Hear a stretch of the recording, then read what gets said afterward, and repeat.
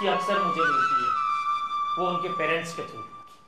आपके पेरेंट्स की कुछ कंप्लेन आती है मेरे पास, और पेरेंट्स कंप्लेन करते हैं मेरे को, और कंप्लेन जायज है, गलत नहीं। और लिटरली मेट्रोपॉलिटन सिटी में वो कंप्लेन बहुत ज्यादा आती है। वो क्या है, हमारे बच्चे आपके सेमिनार में आए, काफी कुछ सीखा, काफी मोटिवेटेड, काफी अच्छा लगा, लेकिन हमारे बच्चे हमारा कहना नहीं मानते। उनका मतलब, बोले हम उनको कुछ भी बोलते हैं वो गुस्से में जवाब देते हैं, चिल्ला करके बात करते हैं, हमारा कहना नहीं मानते। मैं बताता हूँ घरों में क्या हालात है, हम कैसे उनको रिप्लाई करते हैं और कैसे वो हमसे क्वेश्चन करते हैं। लड़का खेलने के लिए बाहर निकलेगा और पिताजी बोलेंगे, अरे बेटा एक काम करना, ये बिजली का बिल जमा करा देना, इलेक्ट्रिसिटी का बिल पड़ा वो जमा करा देना, थोड़ा सा तू उधर जरा एक काम करना, शर्मा जी से एक बार मिल लेना, उनका ये काम कर देना। बेटे का जवाब, क्या पापा, जब भी मैं वहां पे खेलने के लिए जाता हूं तभी आपको ये प्रॉब्लम आती है, तभी आप बोलते हो ये कर देना वो कर देना, आप जाकर के जमा करा देना, अभी मैं खेलने के लिए जा रहा हूं। क्यों बोल करके हम निकल जाते हैं। पापा बोलते हैं, अरे बेटा तू पढ़ाई नहीं कर रहा, तेरे एग्जाम है, नवंबर में एग्जाम है, मई में एग्जाम है, तू पढ़ाई क्यों नहीं कर रहा, पढ़ाई कर, तू पढ़ाई कर। क्या है आपको, जब देखो तो पढ़ाई कर पढ़ाई कर पढ़ाई कर पढ़ाई कर। मैं थोड़ा सा तो खेलने जाता हूं जिसमें भी आपको तकलीफ होती है। आपको मालूम है सुबह कॉलेज जाता हूं, कॉलेज के बाद क्लासेस जाता हूं, क्लासेस के बाद में भी आकर के पढ़ूं। आपको क्या मालूम सीए क्या होता है, कैसे पढ़ना चाहिए। आप अपना काम करो और मुझे अपना काम करने दो, मैं अपने आप कर लूंगा जो भी करना है। सही बात है, उनको थोड़ी मालूम है सीए क्या होती है। और जवाब भी कौन सा गलत दिया हमने, कि आपको क्या मालूम है सीए क्या होती है। आप में से कितने स्टूडेंट ऐसे जिनके पेरेंट्स चार्टर्ड है, जरा हाथ खड़े करना। एक भी नहीं। पता हम सीए क्यों कर रहे हैं, क्योंकि वो अपने सपने जी नहीं पाए थे हमारी वजह से, वो हम में वो सपने देख करके उनको जिंदा रखें। वो खुद जलते हैं ताकि हमें रोशनी मिले। माँ बेटी को बोलेगी, बेटी जरा ये काम करना, क्या मम्मी मेरा फेवरेट सीरियल आ रहा है तभी आपको काम याद आता है, पहले मुझे टीवी देखने दो उसके बाद काम करूंगी, मैं अभी कुछ नहीं करूंगी।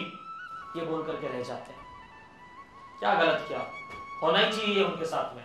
क्यों, क्योंकि ये दुनिया के वो लोग हैं जो इस दुनिया के सबसे बड़े बेवकूफ हैं, क्योंकि उन्होंने अपनी जिंदगी किसी और के लिए छोड़ दी। ये उनकी सबसे बड़ी गलती है। उनकी सबसे बड़ी गलती है कि वो खुद के लिए नहीं जी रहे, हमारे लिए जी रहे, और उसकी ये सजा मिलनी चाहिए उन्हें। आपने कभी सोचा है कि हम जब ये बोल करके गुजरते हैं वहां से उनके दिल पर क्या गुजरती होगी। कभी महसूस किया इस चीज को। एक हकीकत की कहानी सुनाता हूं, मेरे दोस्त की कहानी। मेरा फ्रेंड नंदकिशोर, आईएएस ऑफिसर।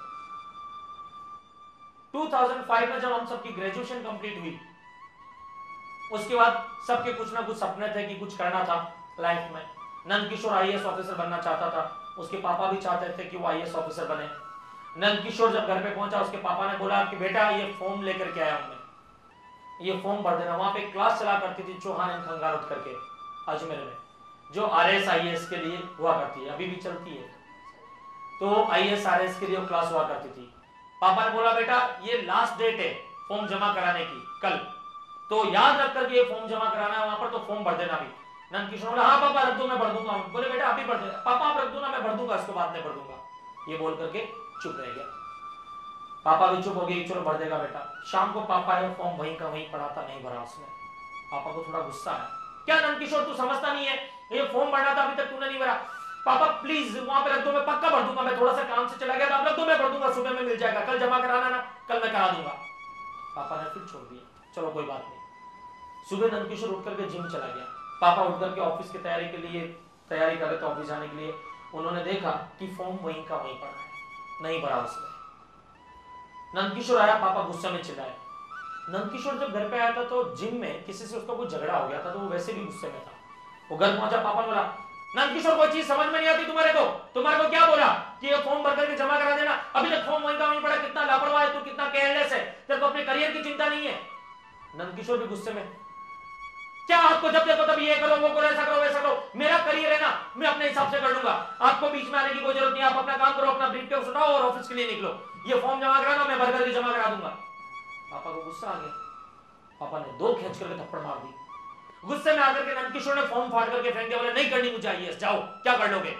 पापा ने एक और थप्पड़ मारी, गुस्से में वो घर छोड़ करके निकल गया, बोला नहीं रहना आपके घर में, बाहर निकल गया। उसके पापा का फोन आया मेरे पास में, बोला बेटा वो गुस्से में घर से निकला, कुछ खाया भी नहीं है, एक रिक्वेस्ट है तुझसे, एक फॉर्म खरीद करके चौहन खंगारों से वहां पे जमा करा देना उसको, नहीं तो एडमिशन नहीं मिलेगा बाद में, और थोड़ा सा उसको समझाना, उसको कुछ खिला देना, उसने सुबह से कुछ भी नहीं खाया है और अभी मैंने भी गुस्सा कर दिया तो निकल गया वो। मैंने कहा ठीक है अंकल मैं करवा दूंगा, टेंशन मतलब। उधर नंदकिशोर के पापा ने नंदकिशोर की मम्मी को बोला कि भाग्यवान तू अपने बेटे को समझाती क्यों नहीं है कुछ भी, कि वो कितना केयरलेस है, कितना लापरवाह अपने करियर को लेकर के। नंदकिशोर की मां ने बोला ठीक है मैं नंदू को समझाऊंगी, मैं बोलूंगी उसे। नंदकिशोर के पापा ने टिफिन उठाया, ऑफिस जाने के लिए स्कूटर चालू किया और सोचते रहे मेरे बेटे के फ्यूचर का क्या होगा, मेरे बेटे के फ्यूचर का क्या होगा, मेरे बेटे के फ्यूचर का क्या होगा, मेरे बेटे के फ्यूचर का क्या होगा, मेरे बेटे के फ्यूचर का क्या होगा। और नुक्कड़ पर एक ट्रक आया जो कुचल करके चला गया, सिर्फ एक फोन आया हमारे पास में, नंदकिशोर को फटाफट घर लेकर के आ जाओ, उसके पापा नहीं रहे। 2009 नंदकिशोर आईएएस ऑफिसर बन गया। जब मैं उससे मिलने के लिए वहां पे गया, अपने पापा की फोटो के नीचे जोर जोर से रो रहा था खड़ा होकर के कि महेश ये वो इंसान है जिसने जिंदगी भर खुद को जलाया ताकि मुझे रोशनी मिले। ये चाहता था कि मैं आईएएस ऑफिसर बनूं, आज मैं आईएएस ऑफिसर हूं, लेकिन इसकी जिंदगी में, इसकी नजर में मैं हमेशा एक फेलियर रहा हूं। इसकी मौत का कारण मैं हूं, इसकी मौत का जिम्मेदार मैं हूं। आज मैं इससे माफी मांगना चाहता हूं लेकिन नहीं मांग सकता, और जोर जोर से रोने लगा। भगवान ना करे कि हम में से किसी को भी ऐसा दिन देखना पड़ जाए, हम कभी भी अपने आप को माफ नहीं करेंगे। हम बोल करके निकल जाते हैं लेकिन इस चीज का एहसास नहीं होता हमें कि उनके दिल पर क्या गुजरती होगी उस वक्त। कहा जाता है कि भगवान नाम का कोई शख्स होता है। आप में से किसी ने भगवान को अपनी आंखों से देखा आज तक? किसी ने नहीं देखा है, लेकिन मैंने जितने भी पुराण पढ़े, जो भी गीता पढ़ी, सब में एक ही चीज पढ़ी है मैंने, कि भगवान वो शख्स होता है जो इंसान को बनाता है। और मैं इतना जानता हूं कि मुझे मेरे मां बाप ने बनाया है। अगर बनाने वाला भगवान होता है तो वो सबसे बड़े भगवान है। और अगर हम इस भगवान की इज्जत नहीं कर सकते हैं तो मंदिर में जाकर के उस भगवान को मनाने का भी कोई फायदा नहीं है। जब गिरते हैं ना तो पहली आवाज निकलती है उई मां, उई भगवान नहीं निकलता है। पता है क्यों? क्योंकि हमारा दिल भी जानता है कि शायद भगवान को आने में देरी हो जाएगी, मां को आने में देरी नहीं होगी। हमारा दिल जानता है। एक कविता लिखी थी मैंने अपनी मां के लिए, वो सब इस दुनिया की सारी माओं को डेडिकेट करता हूं कि भगवान को क्यों मानूं जिसको कभी देखा ही नहीं, भगवान को क्यों मानूं जिसको कभी देखा ही नहीं। मैं तो बस इतना जानूं कि मां जैसा दुनिया में नहीं। भगवान को क्यों मानूं जिसको कभी देखा ही नहीं। मैं तो बस इतना जानूं कि मां जैसा दुनिया में नहीं। मां के आंचल से प्यार बरसता जिसके लिए तो भगवान भी तरसता। घर में है भगवान तो मंदिर में क्यों जाऊं, मां के पावन चरणों में मैं जन्नत का सुख पाऊं। मेरी इच्छा है अधूरी, भगवान करे हो एक दिन पूरी। मेरी इच्छा है अधूरी, भगवान करे हो एक दिन पूरी। इस जन्म में काम ऐसे कर जाऊं कि मां का नाम जग में रोशन कर जाऊं। हर जन्म में मां की ममता पाऊं, हर जन्म में मां की ममता पाऊं, हर जन्म में मां की ममता पाऊं। एक छोटा सा वीडियो दिखाता हूं मैं यहां पर। इस वीडियो को सिर्फ देखना नहीं है, हो सके तो अपनी अपनी मम्मी की इमेज अपने दिमाग में रख करके इसके शब्दों को सुनना, वीडियो के ये शब्द क्या कहते हैं।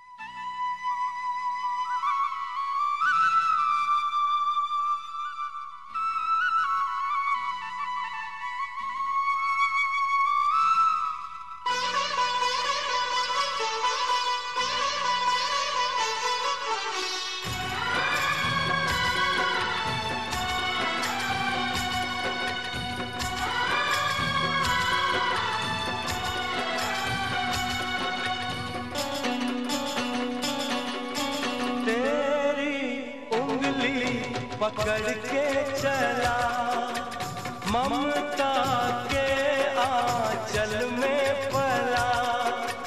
तेरी उंगली पकड़ के चला ममता के आंचल में पला। माँ ओ मेरी माँ, तू मेरा लाडला। माँ ओ मेरी माँ, मैं तेरा लाडला।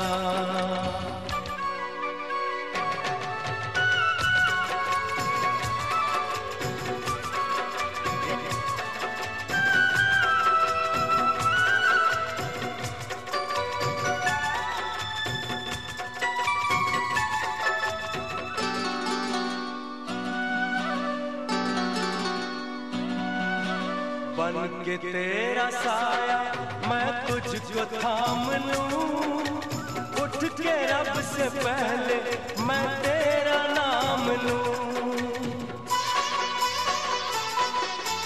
बन के तेरा साया मैं तुझको थाम लूं, उठ के रब से पहले मैं तेरा नाम लूं। रखूं तुझे पलकों तले, पूजा करूं तेरी, तेरे सिवा तू ही बता क्या जिंदगी मेरी। मैं तो तेरे सपनों के रंग में ढला, तेरी उंगली पकड़ के चला, ममता के आंचल में पला। माँ ओ मेरी माँ, तू मेरा लाडला, माँ ओ मेरी माँ, मैं तेरा लाडला।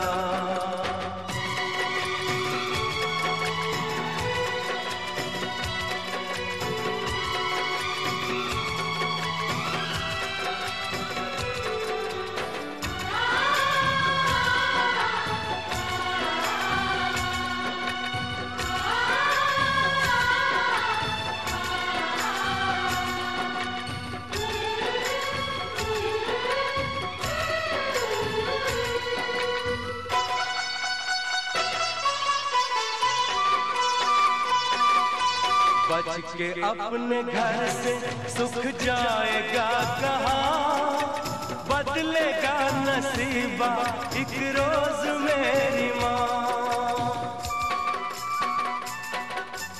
बच के अपने घर से सुख जाएगा कहाँ, बदलेगा नसीबा एक रोज मेरी माँ।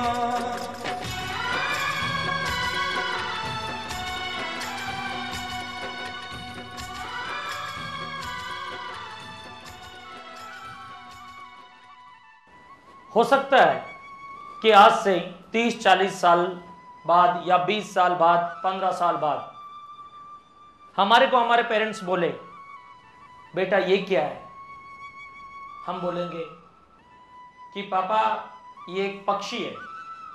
थोड़ी देर बाद फिर बोलेंगे बेटा ये क्या है, हम बोलेंगे पापा ये एक पक्षी है। फिर बोलेंगे बेटा ये क्या है। कितनी बार बोला कि पक्षी है, समझ में नहीं आता, एक बार चुपचाप बैठ जाओ ना यहाँ पर।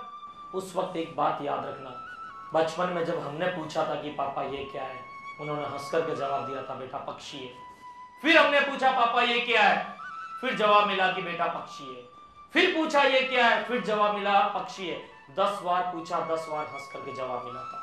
वो दिन भूल मत जाना। आज की तारीख में 2 शख्स, माँ और बाप, अपने 4 बच्चों की परवरिश कर सकते हैं आराम से, लेकिन 4 बच्चे मिलकर के आज की तारीख में माँ बाप की परवरिश नहीं कर सकते। हमारे ऑर्गेनाइजेशन में राजस्थान में वृद्धाश्रम भी बना रखा है, जिसमें बुजुर्ग लोगों को रखा जाता है जिनके बेटे वगैरह नहीं होते हैं। एक बार एक बुजुर्ग को वहां पे लेकर के आया गया, उनके यहाँ से खून आ रहा था। तो जो लड़का लेकर के आया था उसने बोला कि सर मैं रास्ते से गुजर रहा था, ये वहां पे गिरे हुए मिले मुझे। तो मैंने उनको पूछा क्या है, तो बोले कि कोई नहीं है मेरा आगे पीछे। तो मैंने उनको बोला यहाँ पे ओल्ड एज होम है, मैं वहाँ पे ले जाता हूँ आपको। तो वहाँ पे इनको चोट वगैरह भी लगी हुई थी, तो मैं लेकर के आ गया था। हमने उसको थैंक यू बोला, उस लड़के को भी, उनको रखा। 3 दिन बाद जब वो थोड़े नॉर्मल हुए, उन्होंने हमें एक बात बताई, जो आदमी उन्हें छोड़ने आया था उनका बेटा था। बहू ने बोला था कि मैं आपके बाप की सेवा नहीं कर सकती, मेरी बीवी मरे हुए 6 महीना हुए, मेरी बीवी जिंदा थी तब तक वो मेरी सेवा करती थी, अब वो नहीं है, मैं अपने बेटे और बहू के ऊपर बोझ लगने लगा, तो उन्होंने मुझे यहाँ पे वृद्धाश्रम में छोड़ दिया। बहुत तकलीफ हुई थी उस वक्त। याद रखना कि दुख सहना माँ बाप की खातिर फर्ज है अपना, एहसान नहीं। दुख सहना माँ बाप की खातिर फर्ज अपना, एहसान नहीं। कर्ज उनका अपने सिर पर, भिक्षा या कोई दान नहीं। माता पिता के चरण जो छुए, वो चारों धाम तीर्थ फल पावे। जो आशीष वो दिल से दे, भगवान से टाली ना जाए, भगवान से टाली ना जाए। भगवान से टाली ना जाए। कल रात खुदा से मेरी मुलाकात हुई, कल रात खुदा से मेरी मुलाकात हुई, थोड़ी ही सही पर बात हुई। कल रात खुदा से मेरी मुलाकात हुई, थोड़ी ही सही पर बात हुई। मैंने उनसे पूछा माँ बाप के रूप में ये इंसान कैसे हैं? उसने बोला जिंदगी भर इज्जत करना बिल्कुल मेरे जैसे है, जिंदगी भर इज्जत करना बिल्कुल मेरे जैसे है। दोस्तों याद रखना, अगर थोड़ी सी भी मेरी बात दिल पे लगी हो आपके, तो 5 रुपया 10 रुपया कोई बड़ी बात नहीं है हमारे लिए। जब यहां से जाओ ना, तो जिनके भी पेरेंट्स यहां पर है, एक 5 रुपए वाला, एक 10 रुपए वाला एक गुलाब का फूल लेकर के जाना और जाकर के आज उनको एक बात बोलना कि जिंदगी में जाने अनजाने में हमने कभी भी आपका दिल दुखाया हो, तो आज हम आपसे माफी मांगते हैं, आपसे प्रॉमिस करते कि जिंदगी में कभी भी हम ऐसा नहीं करेंगे कि आपका दिल दुखे।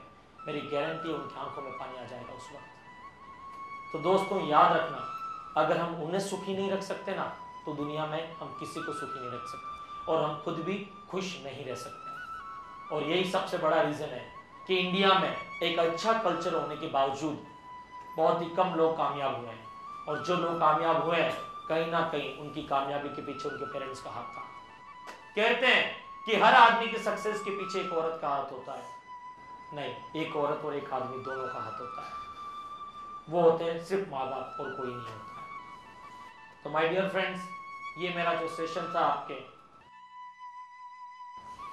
इस सेशन को थोड़ा सा मैं पहले ये टॉपिक में कवर नहीं करता था अपने किसी भी लेक्चर में जनरली, आज से 1.5 साल पहले, बट यहाँ पर ये ज़्यादा कंप्लेन आने की वजह से मैंने टॉपिक कवर किया। और मैं ये नहीं बोलता कि सारी गलती पे स्टूडेंट्स की होती है, कहीं कहीं पे पेरेंट्स भी ज़बरदस्ती ज़्यादा प्रेशराइज करते हैं, मैं भी जानता हूँ इस चीज़ को। बट क्या है कि वो मेरे सामने नहीं है, मैं उन्हें नहीं समझा सकता, बट आप लोग मेरे सामने हो, मैं आपको समझा सकता हूँ। मैं उनकी मजबूरी जरूर आपको बता सकता हूँ कि वो क्यों बोलते हैं बेटा पढ़, बेटा पढ़, बेटा पढ़। पापा जब ऑफिस में जाते हैं, शर्मा जी बोलते हैं वर्मा जी आपका लड़का सीए कर रहा था, क्या रिजल्ट रहा उसका? जी फेल हो गया।